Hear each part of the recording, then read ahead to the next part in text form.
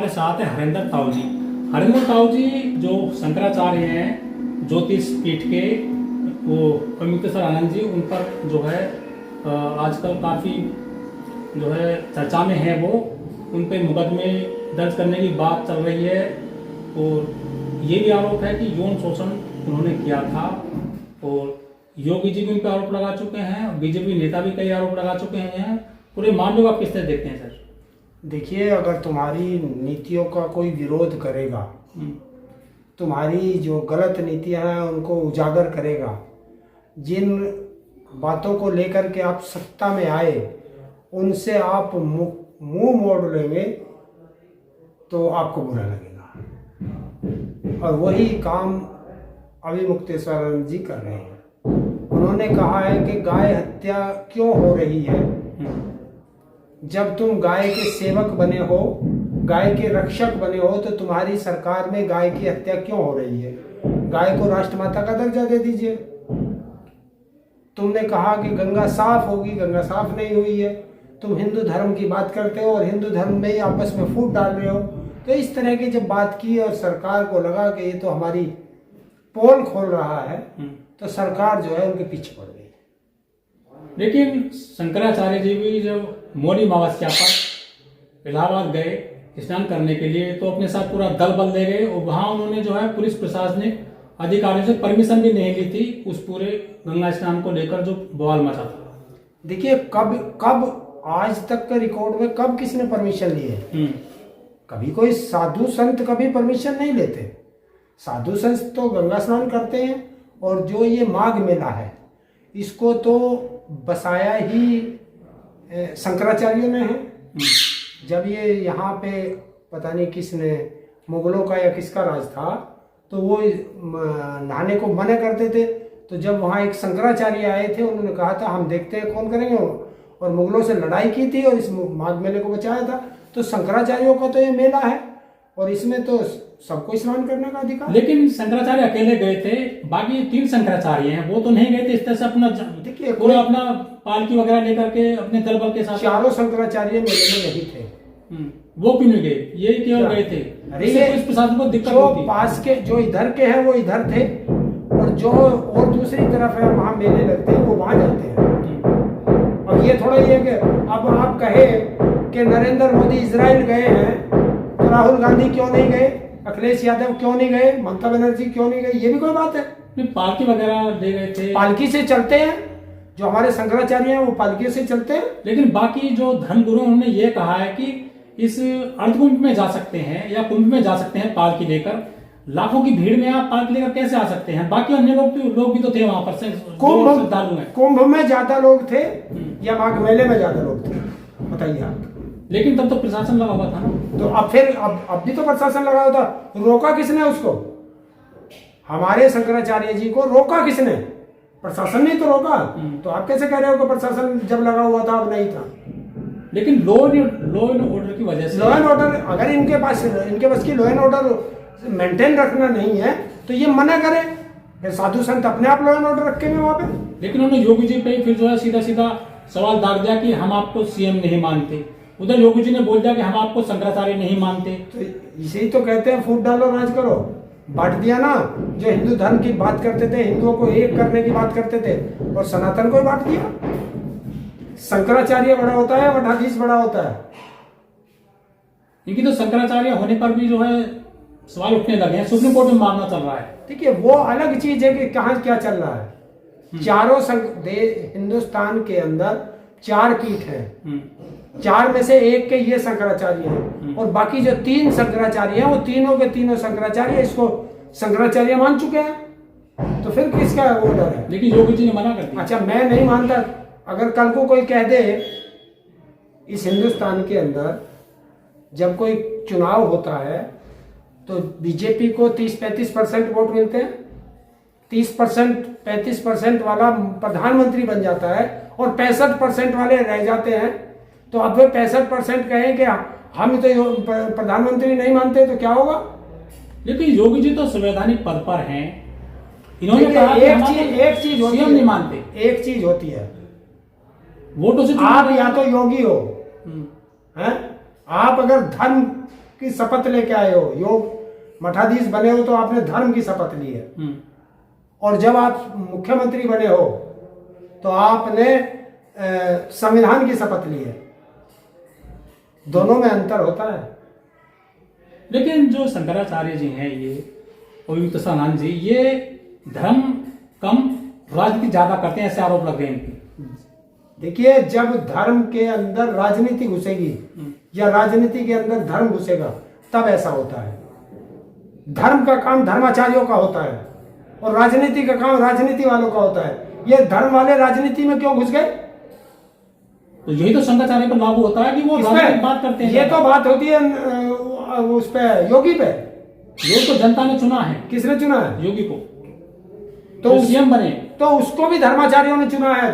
तो जो उनका रास्ता है, जो जहां उनका कार्य क्षेत्र है, वहां काम करे ना। अरे जनता ने चुना, क्यों आए तुम? धर्म वोट थोड़ा मिले, धर्म छोड़ के राजनीति में क्यों आए? क्यों आए? वो तो धर्म छोड़िए, तो धर्म छोड़िए। तो ये फिर आप अपने आप को योगी क्यों कहलवाते हैं? तो ये शंकराचार्य हैं, सीएम थोड़ी ना है। कौन? जो अमिताभ। अरे जब आप, या तो आप बताओ कि मैं मटका मठाधीश, वो तो बाकायदा चुनाव लड़ रहे हैं। तो बिल्कुल चुनाव लड़िए, किसने मना किया? तो फिर मठाधीश से बिना चुनाव लड़े मठाधीश कर रहे हैं, मठाधीश से हटिए। क्योंकि जब आप सेकुलर बनोगे तो एक के साथ अन्याय करोगे।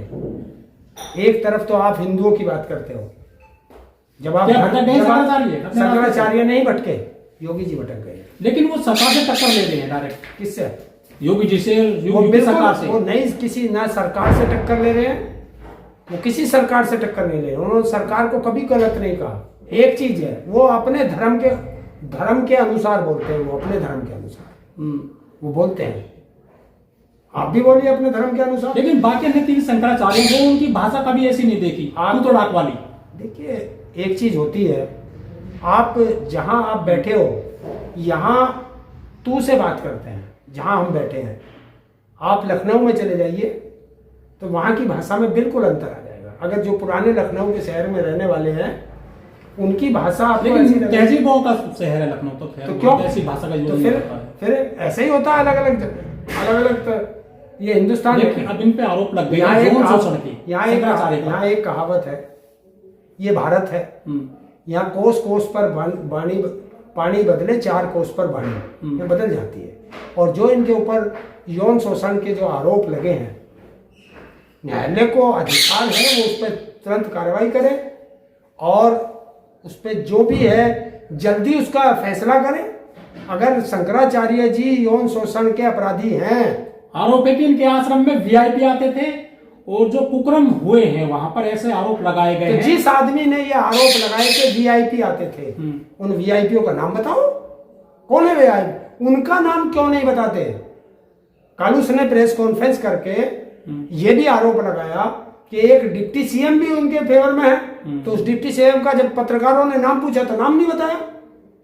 आप जब मेरे ऊपर आरोप लगा रहे हैं तो उनका नाम भी तो बताओ। कोर्ट में बताएंगे नाम, कोर्ट में। तो फिर आप प्रेस में ये बात क्यों कर रहे हो? प्रेस में तो कल आपने ये भी कह दिया कि जांच जो है यहां पहुंच गई है, मैंने 3 दिन जांच अधिकारियों के साथ रह के जांच कराई है। तो फिर जांच अधिकारी बेकार है? मतलब जो आदमी आरोप लगा रहा है वो जांच भी खुद ही कर रहा है। लेकिन शिष्य हैं जो पीड़ित, इन्हीं के शिष्य हैं, आश्रम में घटना को अंजाम दिया गया ऐसा कहा जाता है। कभी आश्रम बता देते हो, कभी 18 तारीख की घटना बता रहे हो। 18 तारीख को तो आश्रम में थे नहीं। 18 तारीख की सुबह ये स्नान करने गए, वहां से लौट कर रहे थे। सुन लीजिए पहले पूरी बात। 18 तारीख को ये स्नान करने गए, वहां कंट्रोवर्सी हो गई प्रशासन के साथ, हुई। उसके बाद ये आश्रम के अंदर, उस जो उनका कैंप था उसके अंदर ये गए नहीं, बाहर ही बैठ गए धरने पे। और सारे कैमरे वहां लगे हुए हैं, सारे मीडिया चैनल के वहां कैमरे लगे हुए हैं। दिन और रात 24 आवर्स वो वहीं रहे, बाहर कैंप में गए नहीं जब तक वो माघ मेले में रहे। तो फिर उन्होंने दुराचार किया क्यों, कैसे कर दिया, आप मुझे बता सकते हैं? दूसरी चीज, शंकराचार्य जी कबूल कर चुके हैं कि 11 मेरे वे हैं विद्यालय और मेरे रजिस्टर रखे हैं, किसी विद्यालय के रजिस्टर में इन बच्चों का नाम नहीं है। मैं आज तक इनसे मिला नहीं, मेरे से नीचे वाले आज तक इनसे मिले नहीं बच्चों से। तो फिर मैंने कैसे यौन शोषण कर दिया? लेकिन पीड़ितों ने कोर्ट में जो सबूत पेश करे हैं, उसके बाद में एफआईआर करने का अगर आदेश हुआ। पीड़ितों ने सबूत पेश किए हैं तो अब न्यायालय के अंदर है, न्यायालय अपना काम करेगा। पुलिस को चाहिए कि पुलिस उन्हें गिरफ्तार कर ले। और अगर शंकराचार्य जी ने ये गलत कार्य किया है तो शंकराचार्य को चौराहे पे खड़े करके फांसी देनी चाहिए। और अगर शंकराचार्य पर ये गलत आरोप किसी ने लगाए हैं तो उसको और जो उसके पीछे ये गलत आरोप लगवाने वाले हैं उन सबको चौराहे पे खड़े करके फांसी दे देनी चाहिए। क्योंकि ये घिनौने आरोप अगर सनातन के धर्म गुरु पर लगते हैं, क्योंकि सनातन में शंकराचार्य को भगवान का दर्जा दिया गया है। लेकिन ब्रह्मचारी हैं जो आरोप लगा रहे हैं। 27 मुकदमे उसके ऊपर हैं, यौन शोषण के, बलात्कार के, अपराधियों के, किस किस तरह के 27 मुकदमे हैं उस आदमी पर। और जो अपराधी पीले कपड़े पहन ले वो स्वामी हो जाएगा। लेकिन अब ये कह रहे हैं कि हम कोर्ट में देखेंगे। बिल्कुल नहीं, न्यायालय देखिए, न्यायालय तो है संविधान से। जब देश चल रहा है और ये देश संविधान से चलता है तो न्यायालय में तो देखेंगे। लेकिन ये कहाँ मानते हैं संविधान को और जो कानून को, इनकी तो अलग चलती है। वो चीज अलग है, धर्म अलग है। देखिए नहीं, धर्म अलग है और राजनीति अलग है। तो देश संविधान से चलता है, इनका धर्म शास्त्र अलग है। तो अब जमानत, धर्म पे अगर कोई बात है, जमानत कहाँ मिलेगी? इनकी संसद से या भारतीय संविधान से? भारतीय संविधान से, भारतीय संविधान से जमानत मिलती है। ये तो आलोचना करते हैं संविधान की। कितने कोई आदमी किसी की कितनी आलोचना करे या कुछ करे, जब तक तो संविधान जब नहीं फंसना या ना फंसना हो, भारत के अंदर संविधान है। और ये देश जब तक है संविधान, ये तो खुद की संसद चलाते हैं ना सारे बाबा हैं जो। वो धर्म की संसद चलती है, धर्म अलग चीज है। तो संसद नाम जुड़ गया ना, वो धर्म संसद है। वो धर्म संसद अलग होती है। जब धर्म का कोई मसला आता है वो उसके लिए धर्म संसद है। लेकिन अगर संविधान के द्वारा धारा किससे लगी है? संविधान से लगी है, तो वो धारा संविधान से तो निपटेंगे। तो ये जितने बाबा हैं इन पे आश्रमों में ऐसे मामले प्रकाश में आते हैं, शिष्य ही आरोप लगाते हैं हमेशा। देखिए, जब इस घर में मैं और आप रहते हैं, अगर कोई कंट्रोवर्सी होगी तो मैं आप पे आरोप लगाऊंगा, आप मेरे पे आरोप लगाएंगे, या तो मुझे और आपको ही तो पता होगा कि यहाँ कोई गलत काम हुआ या नहीं हुआ। लेकिन इससे पहले जो है और भी बाबा रहे, राम रहीम हो चाहे आसाराम हो, उन्होंने उन पे भी शिष्यों ने आरोप लगाए। ऐसे ही लगते हैं। तो ये धर्म की आड़ में चल रहा है। ये जो धर्म की आड़ में ही तो सब धंधे कर रहे हैं। मानते हैं आप? हाँ, मैं मानता हूँ। शंकराचार्य ने गलत किया है क्या? नहीं, शंकराचार्य ने नहीं किया। वो बाबा पापी हो गए, ये पक्ष साफ है। ये देखिए, जिस दिन शंकराचार्य पर यह अपराध साबित हो जाएगा उस दिन मैं शंकराचार्य जी को भी अपराधी कह दूंगा।